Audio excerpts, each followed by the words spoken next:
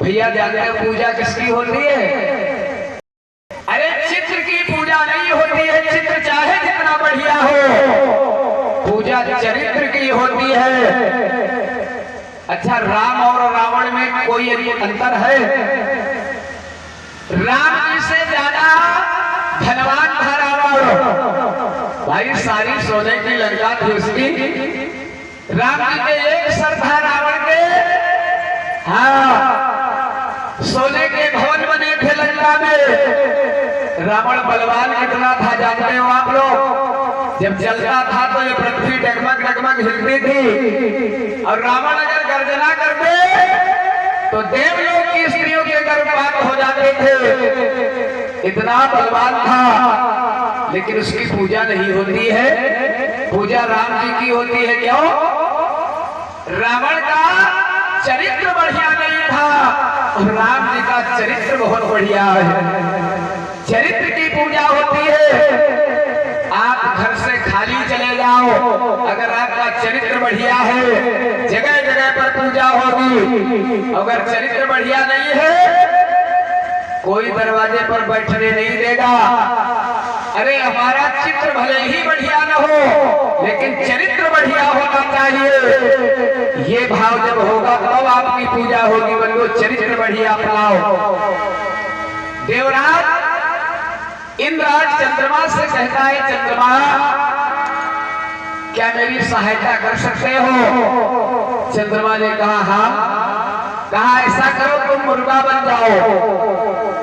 हाँ, आज चंद्रमा को बुलाया, कहा मुर्गा बन जाओ और मैं गौतम का रूप बना लूंगा। और सुबह ब्रह्म मुहूर्त में 4 बजे गौतम ऋषि गंगा स्नान करने के लिए जाते हैं। समय भी अच्छा है। जब वो चले जाएंगे तब अहिल्या के सचित्र को हम नष्ट कर देंगे। यही हुआ। आज दोनों की राय आपस में ठहर गई। 4 बजे ब्रह्म मुहूर्त में गौतम ऋषि ने क्या किया? उठाया अपना कमंडल, अपने कपड़े ले लिए और गंगा स्नान करने के लिए निकल पड़े। भैया अब दिन के रात के 12 बजे है, 4 बजा नहीं है। हाँ, और चंद्रमा मुर्गा बन करके जाकर के बोल दिया। गौतम ने सोचा 4 बज गए। गंगा मैया भी सो रही थी। रात के 12 बजे गंगा की भी धार बंद हो जाती है। गंगा मैया सो रही थी, और जैसे ही गौतम ने जाकर के अपना कमंडल डुबोया, मैया गंगा बोल पड़ी, कौन आ गया? नींद में बाधा डाल दिया। अरे मैं सो रही थी, आके जगा दिया। गौतम ने हाथ जोड़ कर, मैं गौतम आया हूँ, रोजाना आता था, आज भी आया हूँ। अरे गंगा ने कहा गौतम अभी तो 12 बजे है, तुम स्नान करने आ गए 12 बजे, रोजाना 4 बजे आते थे। गौतम ने कहा मुर्गा बोल चुका है। अरे गंगा ने कहा गौतम हमारे घर में है, जाकर के देखो। अरे देवराज इंद्र तुम्हारा भेष बनाकर के तुम्हारे आश्रम में प्रवेश कर गया। भैया जब गंगा ने बताया तो देवराज गौतम अपने आश्रम पर आए। जब अपने आश्रम पर आए, अंदर गए, मुर्गा खड़ा है, चंद्रमा मुर्गा बना। अंदर गए तो अपने ही भेष में बंधु इंद्र को पाया। बड़ा क्रोध आया आज गौतम ऋषि को। गौतम ऋषि ने कहा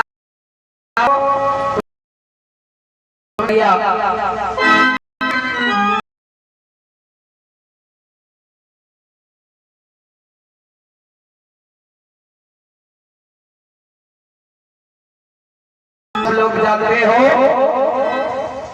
उसके बाद अहिल्या के पास गए और जाकर के अहिल्या से कहा, क्या तुम अपने पति को पहचान नहीं पाई?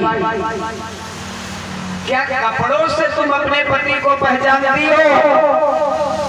उनके भावों से नहीं पहचान पाई?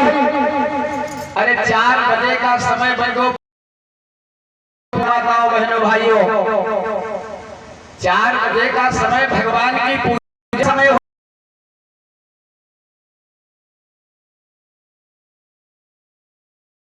गौतम के मन में वासना का सवाल नहीं उठा। अभी 4 बजे आया है तो हमारा पति नहीं हो सकता, इसलिए मैं तुम्हें श्राप दे रहा हूं। जाओ तुम पत्थर की शिला हो जाओ। बंधु गौतम ऋषि ने श्राप दे दिया। आज इसी श्राप के कारण पड़ी है सरकार।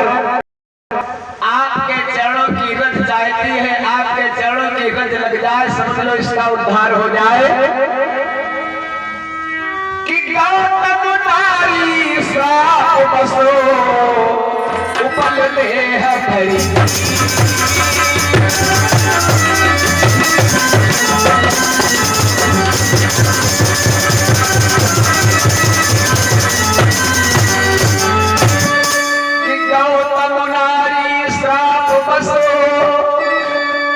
उपल देह धरि धीर, चरण कमल रज चाहती, कृपा करो।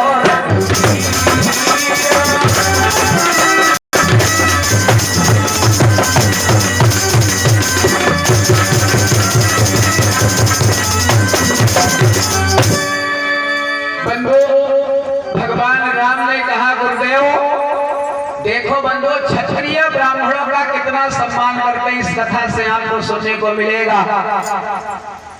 भगवान राम ने कहा, गुरुदेव मैं क्षत्रिय हूँ और ये ब्राह्मण की पत्नी है, मैं क्षत्रिय होकर के ब्राह्मण की पत्नी के अपना पैर कैसे लगा दूं?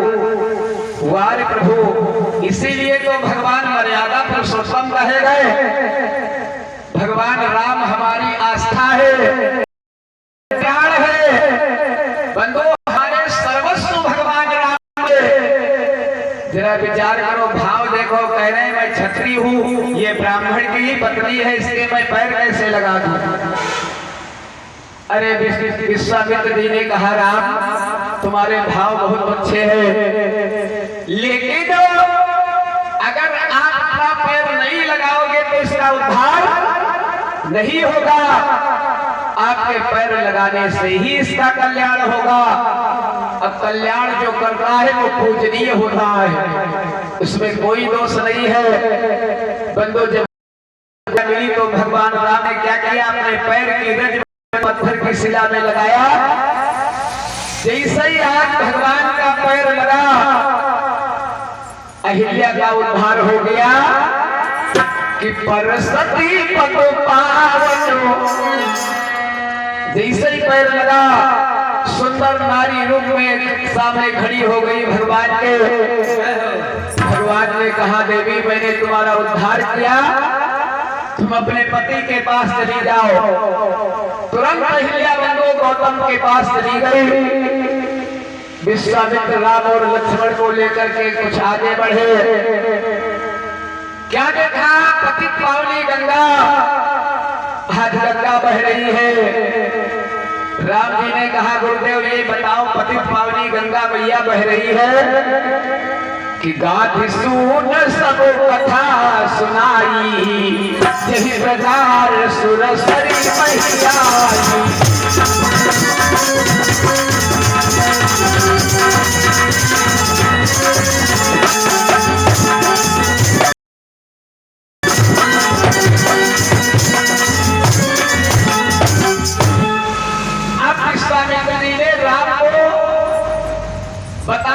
बेटा सुनो, ये पतित पावनी मैया गंगा इस पृथ्वी पर कब से बह रही है, क्यों बह रही है, कौन लाया? राम जी ने कहा गुरुदेव ये भी बताओ। पूरी कथा विश्वामित्र जी बंधु भगवान राम को बता रहे, सुनो गंगा को लाने वाला कौन है? कि संसार प्रसिद्धि में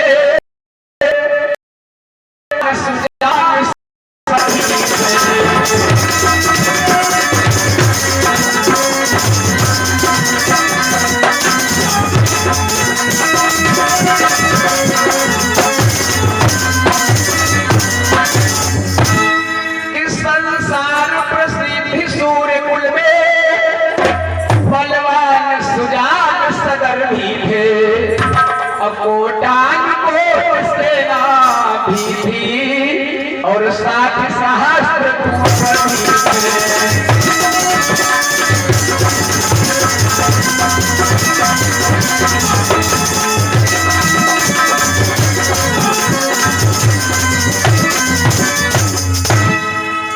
एक राजा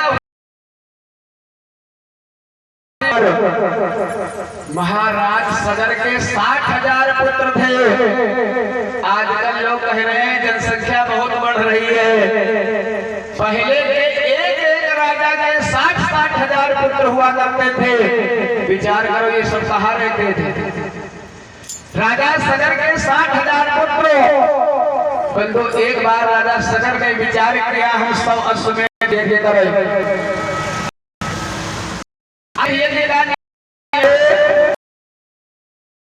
घोड़ा छोड़ा जाता है और उस घोड़े के पीछे रखवाली में लोग चलते हैं और जब घोड़ा वापस आ जाता है तो उस घोड़े की बलि चढ़ा दी जाती है। बलि चढ़ाने के बाद घोड़े का जो अंग जहाँ का है रख दिया जाता है। बाद में ब्राह्मण मंत्रों से जीवित कर देते हैं। ऐसी यज्ञ को अश्वमेध यज्ञ कहते हैं। 99 यज्ञ बंधु महाराज सगर के पूर्ण हो गए। जब सवई यज्ञ का नंबर आया तो देवराज इंद्र बंधु डर गया, कहीं ऐसा न हो सवई यज्ञ पूर्ण हो जाए, हमारा सिंहासन चला जाए। किसी का नाम नहीं होता है। जो 100 अश्वमेध यज्ञ कर डाले उसे ही इंद्र कहा जाता है। इंद्र ने सोचा अगर इसकी यज्ञ पूर्ण हो गई तो हमारा सिंहासन चला जाएगा। अब क्या किया जाए? भैया मौका पाकर के इंद्र ने उस घोड़े को चुरा करके पृथ्वी के अंदर कपिल बाबा तपस्या कर रहे थे, उनके पीछे स्वयं चला गया। अब क्या हुआ? महाराज सगर के 60,000 पुत्रों ने विचार किया, अभी थोड़ी देर पहले आगे आगे घोड़ा चल रहा था, अब वो घोड़ा क्या हुआ, कहाँ चला गया? अरे आकाश में घोड़ा चला गया या पाताल में चला गया? कौन ले गया घोड़े को? बंधु सगर ने ऐलान कर दिया, अरे घोड़ा ढूंढ करके लाओ, आकाश में मिले चाहे पाताल में मिले, लेकिन मेरा घोड़ा वापस आना चाहिए। सगर के पुत्रों ने पृथ्वी के ऊपर आज पता किया, घोड़ा कहीं दिखाई नहीं पड़ा। माताओं तो जानते हो पृथ्वी को खोदना प्रारंभ कर दिया। पृथ्वी को खोद बाबा तपस्या कर रहे थे, उनके पीछे घोड़ा बंधा। सगर के 60,000 पुत्रों ने कहा देखो ये बाबा कितना बड़ा चोर है, घोड़ा चुरा करके लाया, अब तपस्या कर रहा है। इसका मतलब ये पाखंडी बाबा है, झूठा बाबा है। किसी ने जानते हो बाबा के एक पैर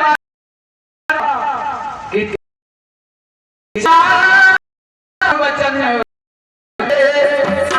फिर लाख किसी ने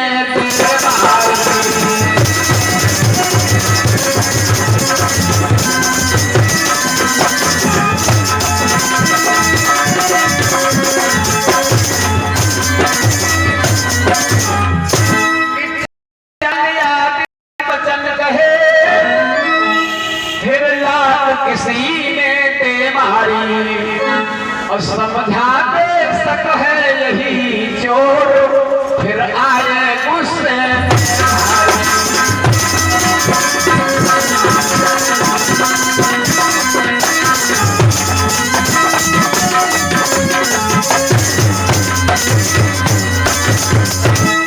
अब बाबा कपिल बाबा परम तपस्वी विरागी योगी